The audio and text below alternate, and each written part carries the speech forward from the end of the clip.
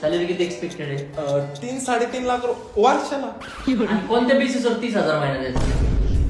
कोणत्या बेसिसवर म्हणजे 11,000 रुपये भाडे मला घराला. बायकोला आयब्रो वॅक्स, बायकोची ब्युटी कमी नाही झाली पाहिजे. नवरा ड्युटी करून मिळाला तरी चालेल.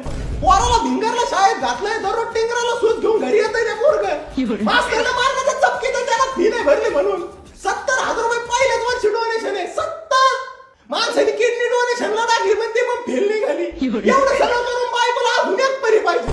परी झाली.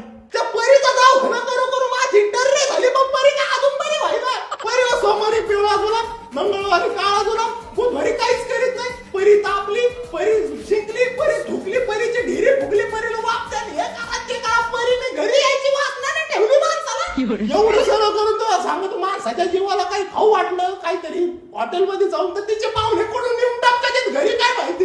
मग तिथं चालू होतं घ्यायला साड्या, घ्यायला परकर. अगं बाई नवरीची वर्कर आणि मग किती लाल झाली ती काम करू. तसं बाईला जर आलेली सगळे पैसे मी लोकांना देतोय ना. मी फुकटच काम कर राहिलो कंपनीत. मिसेस जॉब करत नाही का मग? अहो मला तिने जॉबला ठेवले तिच्यासाठी. तिला हलवायला एखादा माणूस ठेवला ना ते पण बरं होईल. म्हणून राजा हालत सुद्धा नाही जागेवरची. आणि तुम्ही म्हणता 30,000 रुपये का देवी दिसतो तेव्हा माझं समजा.